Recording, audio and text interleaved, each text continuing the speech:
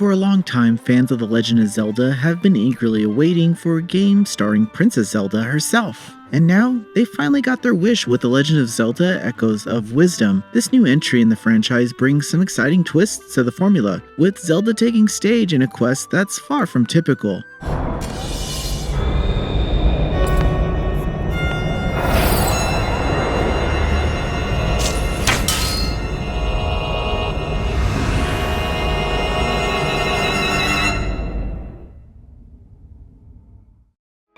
In Echoes of Wisdom, players take control of Zelda as a strange rift begins to appear across the land of Hyrule, consuming its residents, including Link, Ganondorf, and other notable characters. As Zelda is left to deal with the chaos, things take a darker turn when imposters, created by the rifts, frame her for the disasters. She is quickly imprisoned, but with the help of a mysterious being known as Tri, Zelda escapes and embarks on a journey to close the rifts and save everyone consumed by them. Across her adventures, Zelda encounters familiar characters from the Zelda universe, such as the Zora, Gerudo, and Gorons, who each have their own rift-related troubles. To help them, she must free important figures from these rifts. This narrative shift allows for the exciting exploration of Hyrule from a new perspective while still maintaining the elements that fans might like. That said, the biggest twist in Echoes of Wisdom lies in its combat system, which stands out as one of the most enjoyable parts of the game. Zelda is equipped with the Tri-Rod, which is a mystical weapon given to her by Tri. The Tri-Rod allows her to learn the properties of various objects and create echoes of them in combat. By pressing the ZR button, players can summon echoes of an item like rocks, pots, and even beds to use against enemies or solve puzzles. For example, you can use a summoned bed to create a bridge or take a quick nap to restore health. The Tri-Rod's powers is limited though,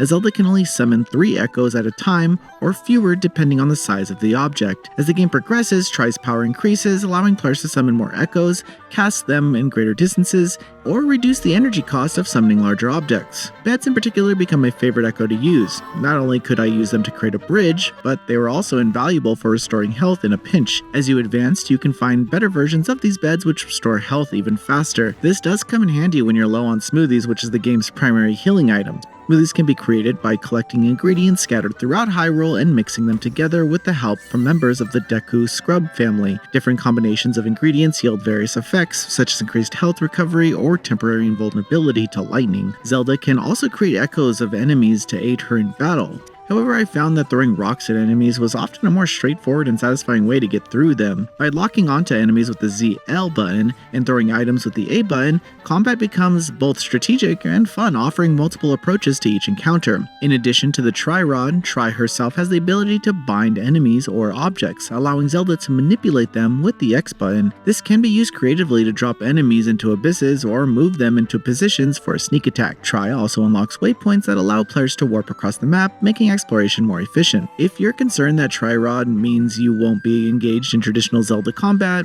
worry not. The Sword of Might is available as an alternate. This is the sword that once belonged to Link, and Zelda finds it early in the game. The sword allows Zelda to temporarily channel Link's heroic spirit, although it requires energy to use. Players can refill the sword's energy with potions or by collecting energy found in the Still World. During my playthrough, I mostly saved the Sword of Might for boss battles or other challenging encounters. The game seems to even encourage this, providing ample energy refills during a boss fight to make the sword a viable option. However, it's still possible to defeat bosses using Tri-Rod's echoes if you prefer a slower, more strategic approach. You can also upgrade the Sword of Might and other Link-related weapons, such as bombs and arrows, by visiting Impa's brother Luberry and using might crystals found throughout the Still World. The dungeons in Echoes of Wisdom take place in the mysterious dimension causing the rifts across Hyrule. To close the rifts and rescue those consumed, Zelda and Tri must enter the dungeons and free Tri's trapped friends. There are 2 main types of dungeons in the Still World. The first type resembles classic Zelda dungeons with a focus on 2D puzzles and familiar mechanics. Some of these dungeons include mini-bosses who are imposters of Link himself, forcing players to think carefully about how to defeat the evil version of the hero using the same weapons they know from previous Zelda games. The second type of dungeon features large open areas where Zelda must navigate through puzzles to rescue 5 of Tri's friends. These sections are more exploration focused, offering a change of pace from the traditional dungeon crawling experience. When you're not busy clearing rifts or battling enemies, Echoes of Wisdom offers a variety of side quests and minigames. One minigame tasks you with helping a Gerudo researcher harvest mangoes, while side quests involve delivering food or rescuing lost villagers.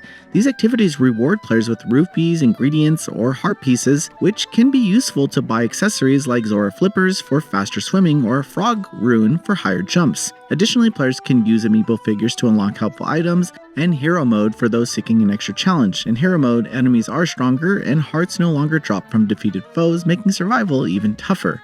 The Legend of Zelda Echoes of Wisdom offers a fresh take on the familiar world of Hyrule. With Zelda as the protagonist and a creative new combat system centered around the Tri-Rod, the game provides a welcome twist on classic Zelda mechanics. The dungeons are engaging, the story is intriguing, and the mix of old and new elements make Echoes of Wisdom a must-play for fans of the franchise. Whether you're summoning echoes or wielding the Sword of Might, the journey through Hyrule is one worth taking. Noisy Pixel is giving The Legend of Zelda Echoes of Wisdom a 9 out of 10. Thanks for watching. This video is brought to you by our supporters on Patreon. Noisy Pixel is run by a group of gamers providing independent gaming coverage through news, reviews, previews, and more. Check out our Patreon to help support our continued growth, and subscribe to keep up with all our future content.